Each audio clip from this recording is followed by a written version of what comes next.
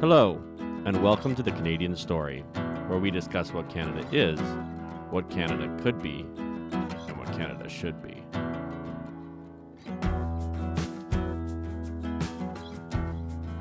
Hello, everyone, and welcome to another episode of The Canadian Story. Today, we have an episode that I have been looking forward to for a very long time now.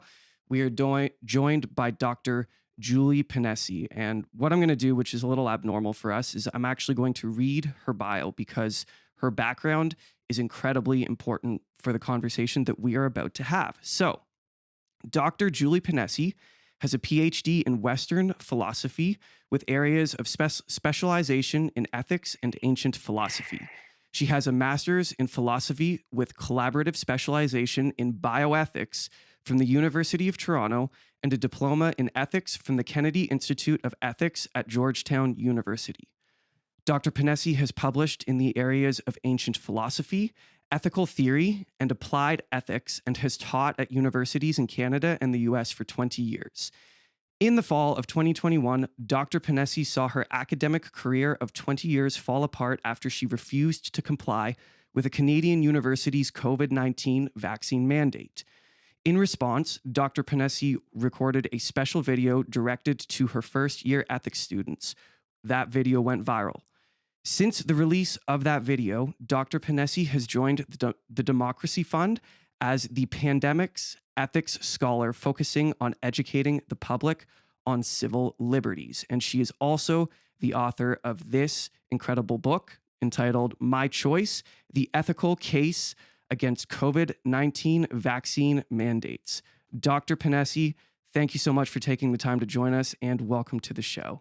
Absolutely. Thank you so much for having me. That's just such a kind, gracious introduction, although it's always very surreal to hear my credentials described, because most of those institutions that you mentioned, so Western and University of Toronto, where I got my master's degree, have all tried to disassociate themselves from me. So they all, the Joint Center for Bioethics, for example, wrote to me and said, "We do not endorse your views. Don't be saying that you got a master's from our institution." And that is a fact, right? I did earn that degree, and also it's supposed.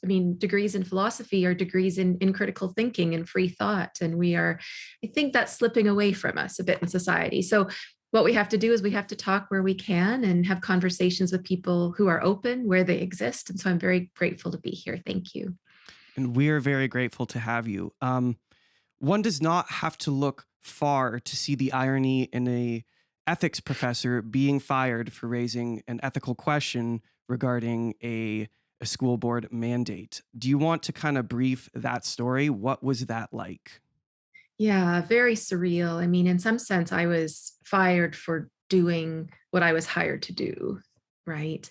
And when you are, I mentioned critical thinking and philosophy and in ethics and in bioethics specifically, what you're really asked to do, what you're trying to train your students to do, is how to think through all of the ethical, or what we call normative, like nooks and crannies of a problem, and to raise questions where you see them, and then to try to answer them, or at least to try to get a sense of the lay of the land and to understand what's at stake and what the costs and benefits of different courses of action are. And in my case, really the first time when I tried to play that out in practice, and not just in journal articles or at conferences or in the classroom with students, the first time I do that, I'm terminated by the employer who hired me to do just that thing. So there's a tremendous irony.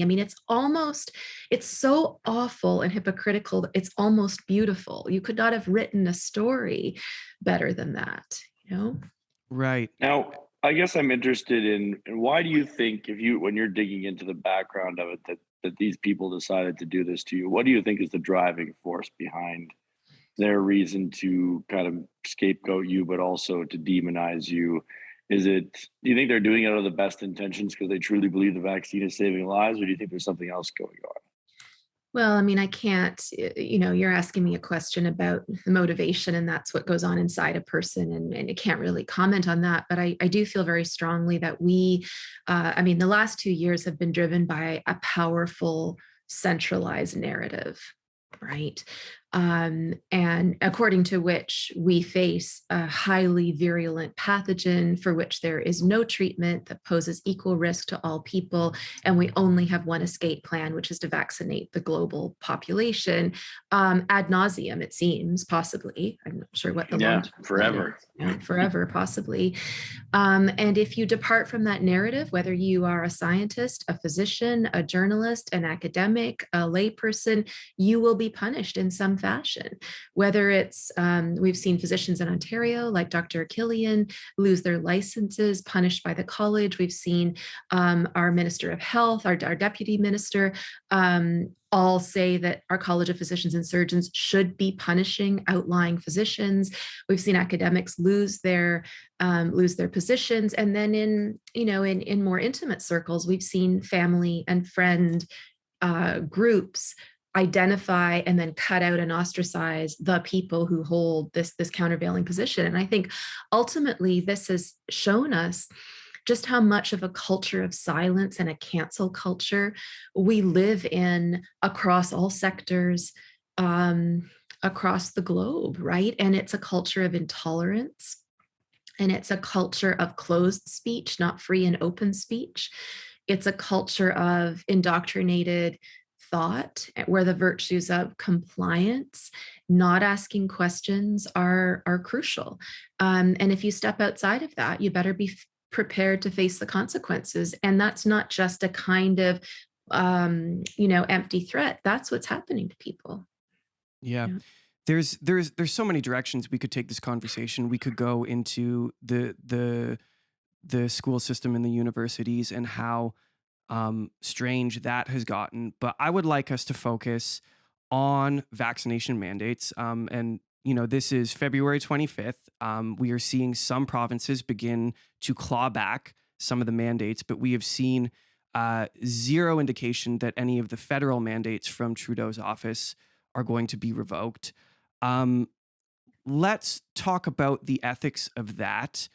And I also want to tie into that informed consent. And you mentioned in your book that you draw from things like the Nuremberg Code as well. How does the Nuremberg Code and informed consent play into the current mandates that are in our country right now? Yeah, so that's like a you're sort of touching on a complicated set of issues there. I think the first thing that's important, to say and think about is, what does a mandated healthcare decision actually do? And in my view, it's sort of, there are three different groups of people that are affected by a mandate. So there are the people who would have made that choice anyway in the absence of the mandate. And so the mandate is useless for those people because they don't need to be mandated. There are people who will not make that choice even with the presence of a mandate. So the mandate is useless for that group of people. And then there are people in the middle, right, who would not have made the choice without the mandate, but end up making that choice with the mandate. And that means that the mandate runs against the free informed choice they would have made, making their decision, quote unquote, decision, coerced. So that means that all healthcare mandates are either unnecessary or they're unjustified if you think that coerced medical choice is unjustified. So that's ultimately why I'm very concerned about a healthcare mandate, because it's either useless and pointless because people aren't, they're making the decision they would have made anyway, or it's coercing and overriding the choice that a free, autonomous, rational person would have made. And you mentioned the Nuremberg Code, which was put in place after came to light the atrocities, and I don't use that word lightly. These were people who were, enrolled, if we can even use that word, in research experiments against their will.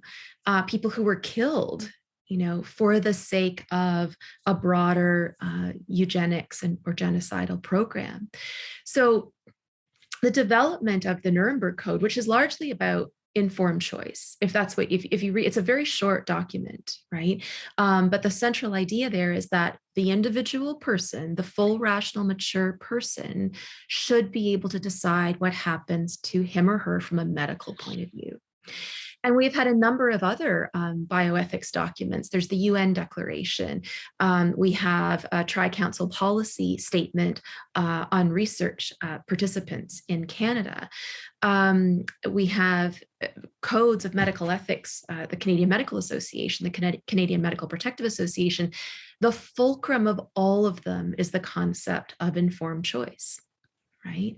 And so when you put all of that together, mandating a healthcare choice is not just, you see the analogy all the time that, well, there are rules about, you have to have a driver's license to drive a car.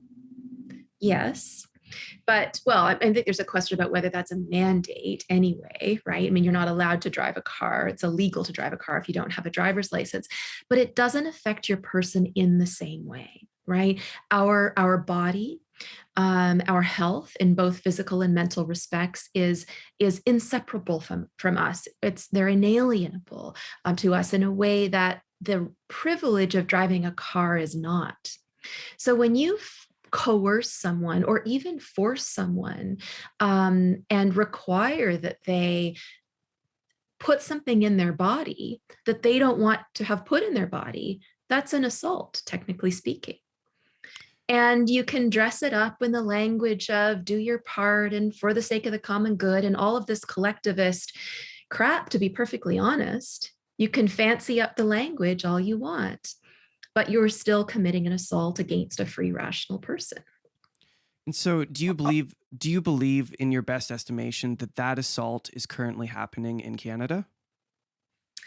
Well, an assault, technically speaking, as far as I understand, it would involve force. And as far as I know, we haven't seen the forced injection of any person yet, though I think it's incumbent upon us to realize that that is where we could get if we extend this for the sake of the common good argument to its full conclusion, right? So if all you think that matters is the good of the group, and if you think in this particular case, to achieve the good and the welfare of the group, you need to have every person vaccinated, then why would you stop when someone resists?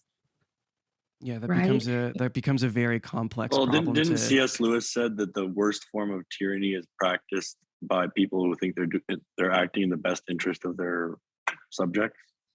I think we're seeing that now a lot, very much so. They're very interesting. Look at the virtue signaling that's going on now. And I think there's this idea that the virtues of the modern era, they're very much the opposite of what they were prior to this whole COVID scenario. Before we probably had virtues of things like tolerance and patience and respect for persons, respect for autonomy. Now we have we prioritize things like intolerance and impatience and social ostracization.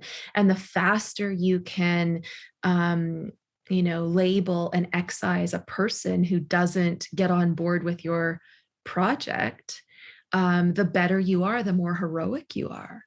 So I think C.S. Lewis is right about that. An awful lot of harm can slide in under the guise of, or the pretense of being good and being virtuous and acting saintly and heroic for others. Yeah. What do you think? I agree, there's a very powerful narrative going on. I don't think we need to discuss who's pushing the narrative, but where do you think this narrative was born in? Like, I'm of the belief that we've moved into a time period where we're obsessed with safety and security for some reason. And that's because we no longer deal with the fear of death. But you're an expert on this, you're a philosopher. I'm sure you've thought about this a lot. How did the population get to the point where they're more scared than they are willing to have their freedoms? Really good question. I don't know the full answer to that question. I think it's going to take a lot more thought moving forward to understand how we got to that place. I can say that I'm noticing more and more in, I guess I would say, common discourse, but also intellectuals sort of speaking out and contrasting safety with liberty and freedom. And that's kind of an odd polarity, isn't it? I mean, why would we think that safety is the opposite of freedom? And yet I think that's what we've come to believe to be the case. So once we buy into this safety culture narrative, we seem also to believe that we must sacrifice individual liberties for the sake of it. But why we've come to prioritize safety culture to begin with, I don't know. I had a really interesting conversation with Jordan Peterson a couple of weeks ago, and his explanation is a gendered one. He thinks that, safety and security is something that women have always focused on, and there are very good evolutionary reasons for that, and to do with childbearing and homekeeping. And I'm a mother. You spend much of your day trying to protect your child, and you think about safety in a number of different dimensions, right? His explanation is that when you scale that to the political level, and we see so many more women now in positions of authority and power, and they're government representatives, and they are our health ministers, and when they're making decisions on a bigger scale, the implementation of those safety-driven health measures necessarily come at the expense of a limitation of personal freedom, right? Yeah, doesn't he say that what we're seeing now is a toxic matriarchy? We've seen the toxic patriarchy, that's Stalin, Hitler, that's the order-based regimes of Europe. Whereas now we're seeing the talk, and it's not that either is inherently good or bad, it's that the corruption of both results in the suffering of millions. Yes, and both are antithetical to the conception of autonomy and individual liberty, right? And maybe we need both to be in balance. Maybe we do need a kind of gender balance in order to strike that right balance between safety and liberty. Or maybe we need to think through these things differently so that we don't see them as polarities with one another, right? I mean, presumably what people aim to do with their freedom, at least in part, is to create security for oneself. If you look at some of the early classical liberals like John Locke, and if you think about Thomas Hobbes and their explanations for why we were motivated to give up our absolute freedom in the state of nature and submit to a kind of sovereign within a state, well, we were willing to trade off our absolute freedom for a tiny bit of limitation on that freedom in exchange, basically, for security, basically so that the sovereign, the state, would guarantee us protection from other people. So they couldn't just take our stuff when they wanted. They couldn't just kill us whenever they wanted to, right? But that idea has kind of run rampant, right? And now we believe, well, now I am willing, or I ought to be willing, to give up that whole sphere of personal liberty, the whole thing, for the sake of absolute security and safety, which, to be honest, I think is a pipe dream. I think humans impossible. are imperfect. It's ridiculous. Right? We're mortal. We're mortal. That's right. We're inevitably not safe. We are inevitably the opposite of safe. Absolutely. Forever. And we think that's a bad thing. But that's our humanity. That's what we are. I mean, to say that it's bad that humans are mortal, to say that it's bad that we will die at one point, is to say that to hate ourselves. Yes. It's to hate ourselves. That's right. And I think it isn't a coincidence that we do hate ourselves. I think we have a massive identity crisis. I think we are a demoralized people with low demoralized species. We're not even breeding anymore. We're not even reproducing. Yeah. And it's not only that we is in decline. Don't trust each other, but we don't trust ourselves. We're happy to outsource our thinking because we assume that someone else will necessarily do it better than we do. Yeah, I think that specifically plays into the situation that we're seeing right now, the absolute outsourcing of one's own thinking. And it is not wrong to look to people of expertise to see what they have to say about situations, to get their guidance, to get their thoughts. But ultimately, we have forgotten that the responsibility of a decision for oneself lies on oneself. And, yes. And when we outsource those decisions, I think we get ourselves into situations like the one we're in now. This That's I don't know exactly how. that's exactly what I'm going around talking about every night. I was just going to say, I don't know how closely you follow the Privy Council behavioral insights nudge unit stuff. I don't know, but the idea is that our Privy Council has a behavioral insights unit, which is basically a nudge unit that models itself off after this Cass-Sunstein model that the World Health Organization is using. The idea is that it not only tracks human behavior, but develops ways to modify it in order to achieve the best, whatever that means, decision, the optimal decision. And the underlying, I think there are two underlying sort of principles there or assumptions there. One is that there is some best decision for all humans to make. And secondly, someone else, namely the experts, know it better than the individual does, right? And so it's not just that we have kind of become passive in willing to turn our decision-making capacities over to someone else, but this is being orchestrated. We're being pushed or nudged in that direction as it is. And someone might say, well, why is that bad? I mean, we live in a very complicated world where we're overwhelmed and overtaxed. And isn't it kind of good to be able to have someone else do that? I mean, we have someone do our taxes and mow our lawns, and Alexa, whatever she does, I don't know, in the house. So why don't we just turn over all of our other decisions as well?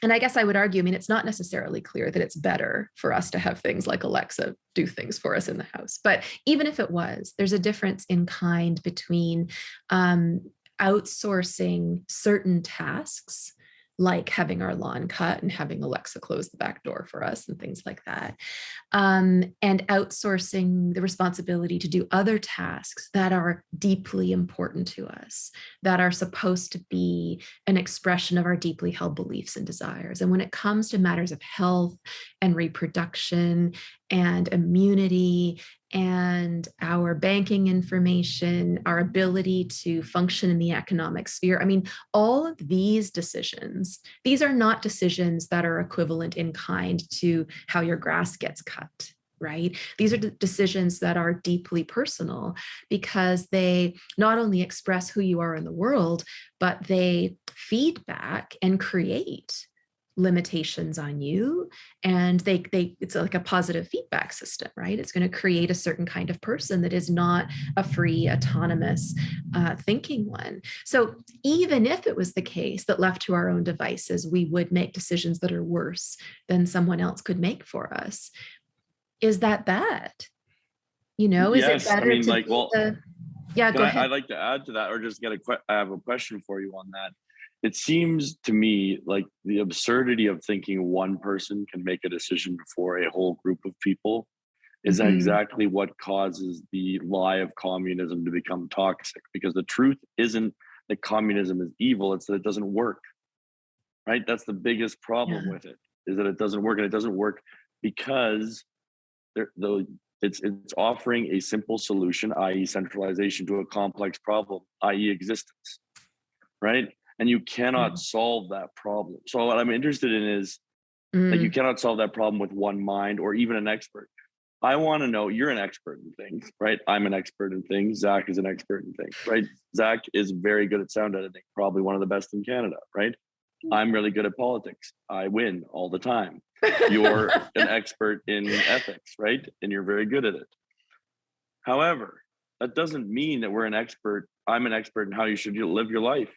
Yeah, I'm not an expert in, like you said, your motivations. How could I possibly take in all of the facts of your life into consideration when making a decision for you? I cannot. Well, so I think one of the things we're forgetting, right, is that there's a phenomenology to experience, and someone else can decide for you. So if we take a healthcare choice, for example, and like, let's say you go to your doctor and you say, I want to eat the healthiest diet possible. So, your doctor sort of computes and figures out the diet that is the best balance of being low fat and right kind of carbs and, low processed food, all of that, right? If you gave that same diet to two different people, they would probably feel different, right? And experts, their expertise only reaches as far as our subjective experience starts. and that healthcare example I gave is more of a quantified example than many others. But no one knows what it's like to live our lives. No one knows how risk averse we are. No one knows what our ultimate goals are, what our insecurities are. And it's okay that those are different for all people. It's okay that we have unique personalities. Like, let me tell you, people who are trying to control the world right now, there are a number of us who are going to stand up and say, that is always okay. It's good even. We want it that way for all of its messiness. Yes. We are not willing to be homogenized. We're not willing to give that up. We will take the humanity over the machine. Yeah. I have this theory that I'd like your thoughts on, because you've studied this way more than I have, but that we are treating mankind, humankind, peoplekind, whatever we want to call it, like they're a machine, but they're an agricultural product. We are ecosystems. We are not machines. And because humans have become so obsessed with machines, we think if we tweak the machine in the right way, the machine will have a better output. But that's not what a human is. Yeah. It's not a machine. I think you're right. I mean, I worry about the language surrounding immunity and vaccination in this COVID situation for exactly that reason, because I worry that people are being given the impression that we can be made immune and therefore, in some sense, perfect to all things. Right. And there's a concern about, I was talking to an evolutionary biologist yesterday, and he was saying, there are real concerns about what we lose biologically and in terms of our immunity when we do that. But I think also, from a philosophical point of view, what do we lose in our understanding of people when our expectation is that we will be perfect? And doesn't perfection require or imply uniformity and identity and homogeneity? So I think it isn't surprising that we are seeing, you mentioned communism. So the language of communism, socialism, collectivism, all of these political and Nazism, right? All of these political approaches that want to equalize and make identical all people, right? And those, all of those political approaches see liberal democracy as a threat. And I think that's largely because liberal democracy preserves what is unique among people and allows for reasonable disagreement. And the fact that we don't allow for that now is not a coincidence, I don't think. It's intimately tied to this, this sort of philosophical, ideological drive towards exactly what you mentioned, which is a kind of unrealistic perfection of what humans are capable of, or what would be good for us. Sometimes we forget that just because what's possible, it doesn't mean it's ideal. What do we lose when we expect ourselves to be perfectly functioning machines, as you say? It doesn't mean that everything. We lose everything. Don't we lose poetry? Yes. Don't we here's lose the art? other thing that I'd love your thoughts on. Like, I've heard this case made in ethics that the goal of life is to reduce suffering, right? And I think that is a complete BS goal. Suffering is the fuel we use to create beauty. Suffering is what we transmute into beauty. And so this idea that we have to remove suffering from our life has caused us to believe there's something wrong with suffering. But suffering is inevitable. It's what we do with it that matters. Yeah, I think you're right. It's probably ineradicable. It's inevitable. There are a lot of really interesting theological arguments, like soul building arguments, right? About why. So if you believe in God and yet there's still suffering in the world, why is that? How do you explain that? And then the theologian says, well, you need it. God allows it or even put it in place so that we would become, soul building. But even if you're not religious, I think when you think about morality, you think about the virtues. So my area of specialization is Aristotle's ethics, and he was a virtue ethicist. So he talks about virtues like, generosity and courage. And, to what degree would courage be possible if you never had to struggle or battle against your fears? If there was nothing to fear, it wouldn't be possible to develop courage. Yes. And then we would be men without chests. Well, I think that's the goal of many people now, you know. Yeah. Yep. I agree. So what would you say is, oh, go ahead, Zach. Sorry. I'm just noticing that we're basically out of time here Oh, with Dr. Ponesse, and she's being very kind to us. I can do another couple questions. I'm hoping I can throw one more at you, because you talk about in your book how there might be a threshold concerning the greater good of a society to do something like implement a mandatory vaccine. But you also make the argument in the book that we have not met that threshold. Could you lay that out for us? Yeah, I'll try. I was asked to write an expert testimony for a legal case on this question. And so one of my challenges was to try to identify what that threshold would be. So really, are there ever circumstances according to which a vaccine mandate would be justified? And in that testimony, I did articulate a set of conditions, and I'll tell you what they are roughly in a minute. But having being a few months out from that now, I'm actually currently not sure if there are any conditions that would justify it, kind of for the reasons we mentioned earlier in the conversation, because, when you mandate something for healthcare, what you lose is autonomy. So we have to think and talk about how important that is, right? I'm on the side of thinking it's pretty important, and that when we lose that, we lose much of our humanity. But anyway, for the sake of argument, I have a number of conditions, one of which is that the viral threat, the thing that you are vaccinating against, needs to be very serious, right? So the scientific terminology for that is it needs to have a high infection fatality rate. It needs to be a very, a highly virulent pathogen. So when we look at things like Ebola that had a 50% infection fatality rate with hemorrhagic fever, there is some sense to mandating vaccination, and it also has high transmissibility, right? Smallpox also affected and then another condition is that the pathogen would need to affect all people equally, especially the young.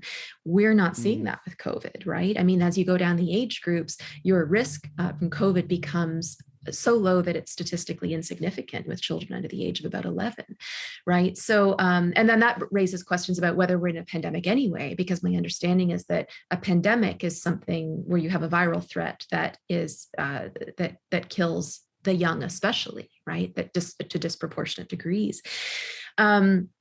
So that's one element. How severe is this viral threat? And I think it has to be an awful lot more severe than COVID is, which poses like a 0.05% risk to people under the age of 70. It's very different from Ebola's 50%, right? Threat. Drastically different, one might say. Drastically different if we do the math, yes. Secondly, there would have to be no effective treatment options, right? Because why would you mandate vaccination in order to protect people when you could achieve that end through other means? And so I think it is not a coincidence that we've seen the stigmatization, the demonization of anyone who tries to go that route.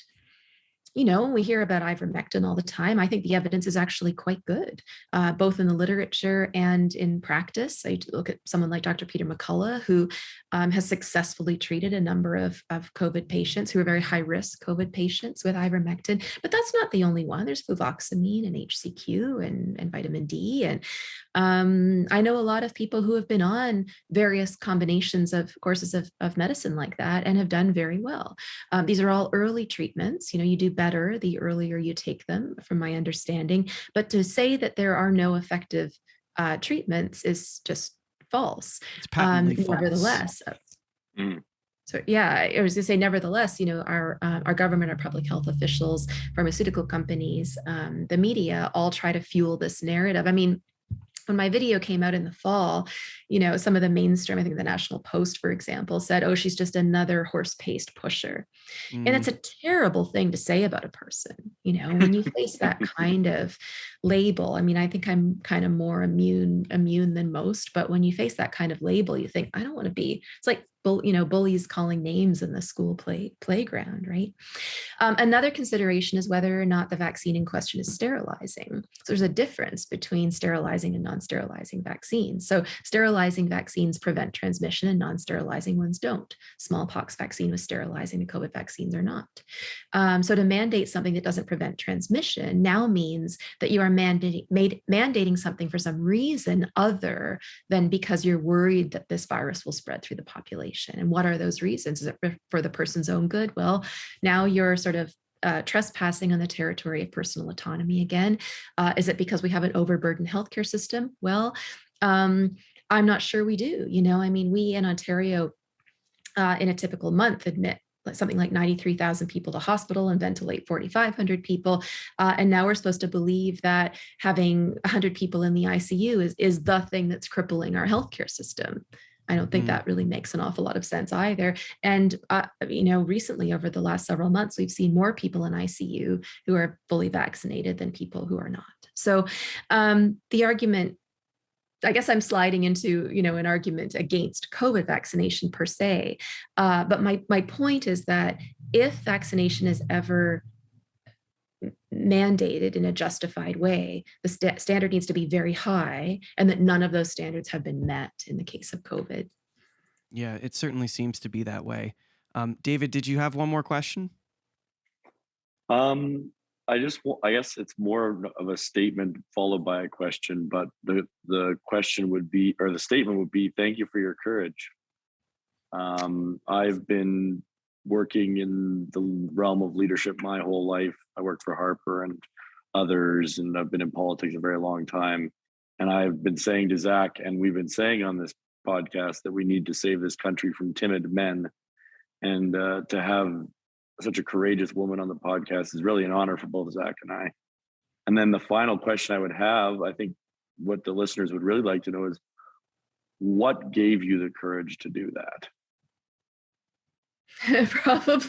Probably ignorance in some sense, because I don't think I realized what I was, I think hindsight has illuminated the situation for a lot of us. But back in September, I don't think I quite knew what I was up against. I certainly had no idea that video I made was going to be seen by 1,000 people, let alone go viral.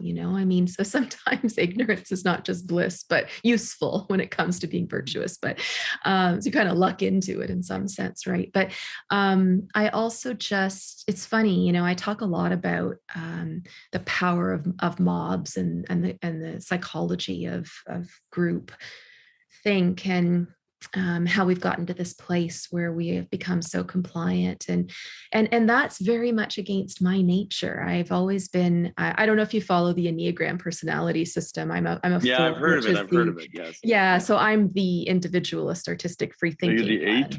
No. What's that? What number are you? I'm a 4. You'll have to look it up after. I'm an 8. You're an 8. So, okay. Yeah. So that is to say that I'm just usually, if I find myself in agreement with the group, I start thinking there's something wrong with me. Right?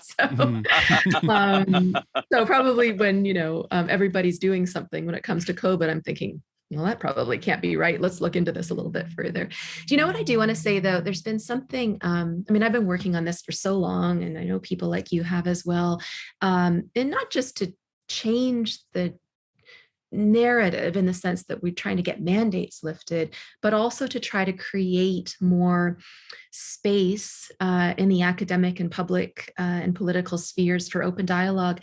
And there was just a very important judicial decision. I don't know if you will have seen it in the Ontario Superior Court, the family court.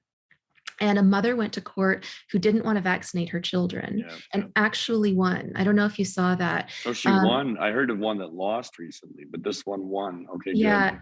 And Justice Pazaratz wrote his decision, and it came out on the 22nd, I think, of February. And he said it was so interesting because he talked about the culture of the judicial system more generally. And he said, when did it become illegal to ask questions, especially in the courtroom? When did it become unfashionable for judges to follow their conscience? When did we start talking about unacceptable beliefs in a democracy? And I think that my understanding is that this particular judge is quite well respected in Superior Court, and that this case could set some important precedent moving forward.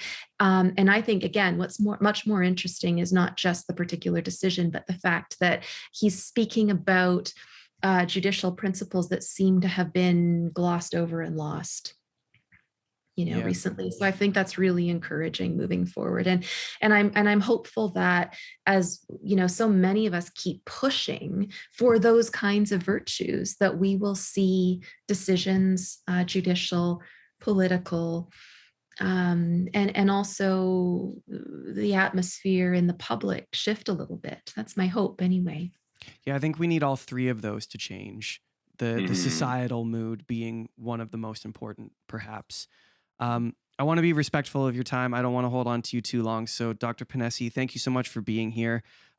If I can be so bold, I would like to close with a short quote from your book that I love, and I think it's an example of this conversation. You said, "The public use of one's reason must be free at all times, and this alone can bring enlightenment to mankind." And Dr. Ponesse, I think you are a shining example of that. And I want to thank you for standing up and being you and doing the work and being bold. I look up to you for that, and I respect you for that. And I appreciate you taking the time to come on our podcast. That's so kind and so lovely. Thank you. But I wouldn't be able to. I'm only able to talk about these things because people like you have created platforms where it's possible and where speech and dialogue can still happen. So don't underestimate that. It's very important. Thank you. You're very welcome. And go pick up her book, My Choice: The Ethical Case Against COVID-19 Vaccine Mandates. It's incredibly, incredibly good. She is an academic. It is cited. It is detailed. It is worth your time. So we'll link to it below. And thanks, guys. We'll see you next time.